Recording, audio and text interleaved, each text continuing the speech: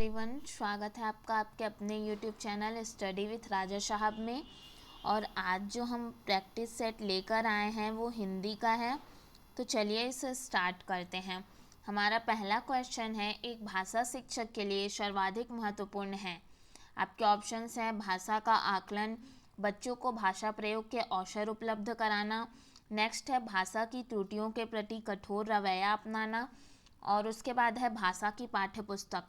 तो इसका right answer हो जाएगा ऑप्शन बी, बच्चों को भाषा प्रयोग के अवसर उपलब्ध कराना।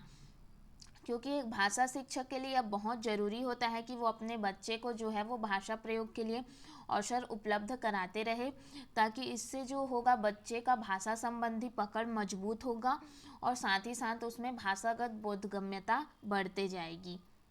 नेक्स्ट देखते हैं, भाषा की कक्षा में एक शिक्षक बच्चों से क्या उपेक्षा करता है।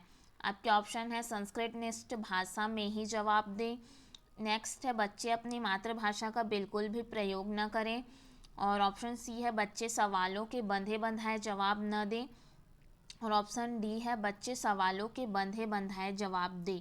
तो यहाँ क्वेश्चन में आपको पूछा गया है कि क्या अपेक्षा करता है, ठीक है, तो हमें ये बताना है। तो आपका राइट आंसर हो जाएगा ऑप्शन सी, बच्चे सवालों के बंधे बंधाए जवाब न दें।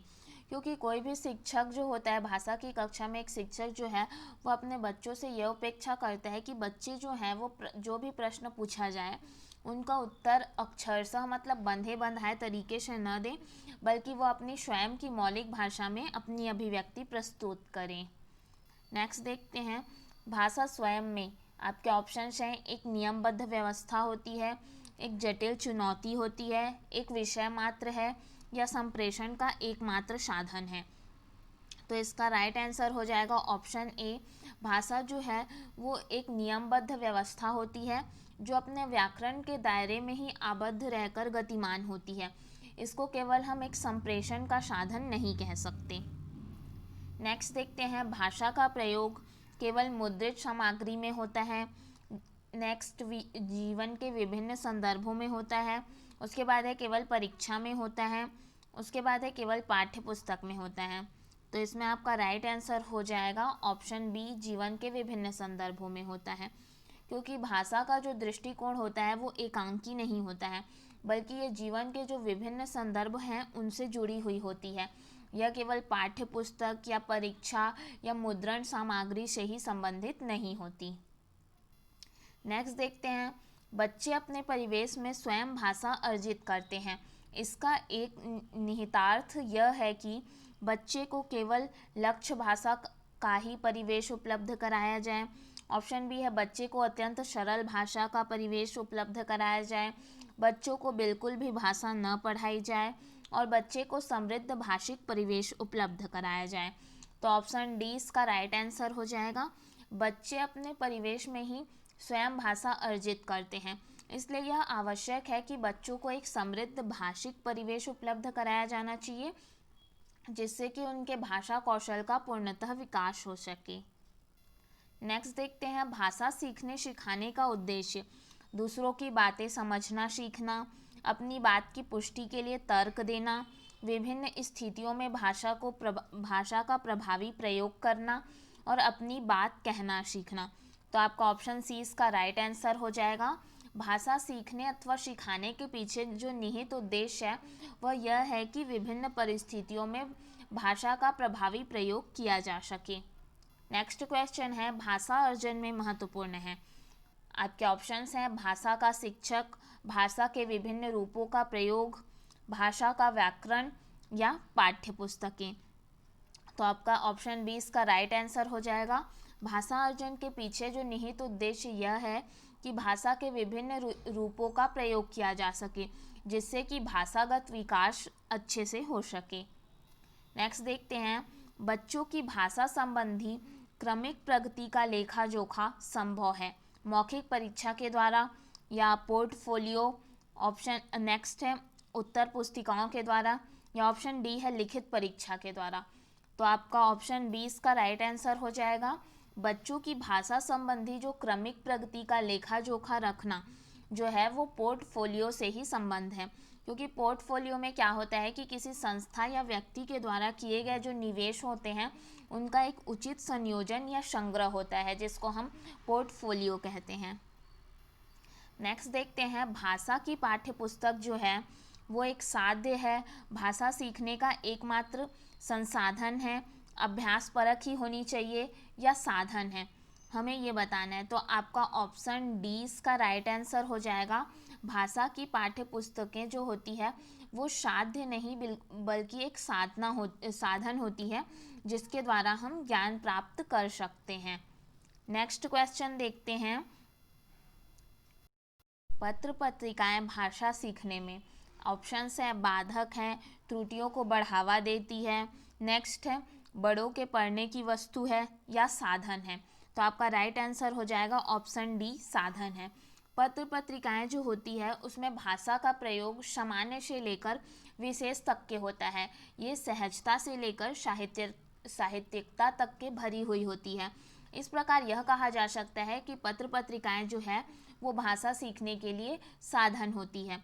पत्र पत्रिका रूपी साधन से हम भाषा रूपी साध्य को प्राप्त कर सकते हैं।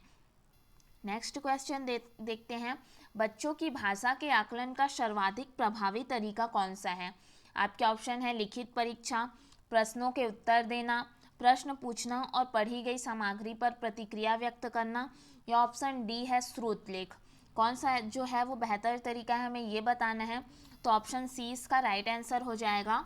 बच्चों की भाषा के आकलन का सर्वाधिक प्रभावी तरीका जो है वो यह है कि उनसे पाठ्य सामग्री पर प्रश्न पूछे जाएं तथा उस पर उनसे प्रतिक्रिया व्यक्त की जाए, जिससे कि भाषा का समुचित विकास हो सकेगा।